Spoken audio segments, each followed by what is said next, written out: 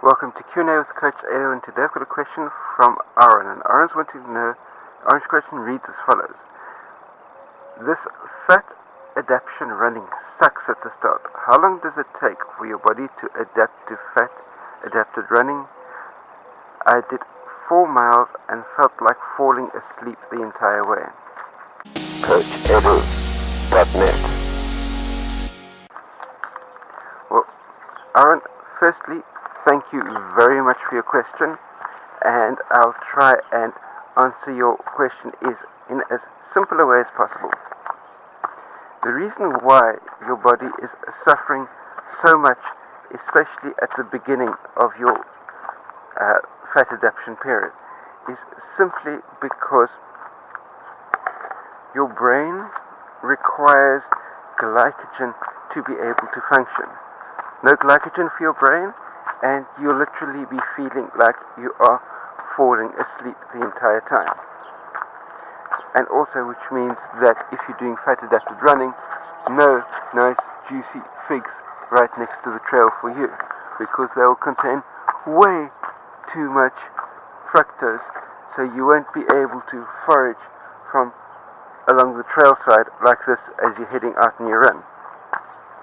But be that as it may, as far as fat adapted running is concerned, the adaptation period will take a lengthy period of time, simply because, as I mentioned, your brain and every other cell within the human body requires glycogen in order to be able to survive, requires glycogen in order to be able to function.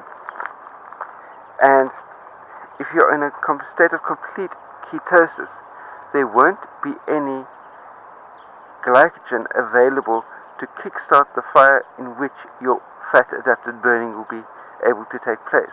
So the running that you're doing when you're in a state of ketosis will be substantially slower than what you're used to doing while burning glycogen for fuel. So the way to be able to adapt to fat adapted running, so to speak, is to be able to adapt yourself to being able to run at a far slower pace, which means that you're needing to be running no faster than your aerobic base threshold pace. And for the most number of athletes that I start coaching, when it comes to running at the aerobic base threshold pace, when I tell them what the heart rate is that they need to run at, they tell me they can't run at that pace, because as soon as they've run 10 or 20 strides, their heart rate is already above that. What do they do?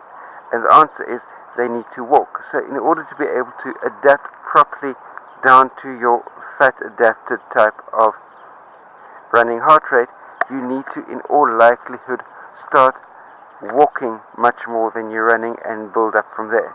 So that's my take on the matter personally. Post any comments, questions, criticisms that you may have in the comment section down below. Don't forget, thumbs up if you like this type of content, share it out amongst your friends. And last but by no means least, remember, until we meet again, for all your energy needs, stay carved up for the win, and I'll see you next time. Cheers.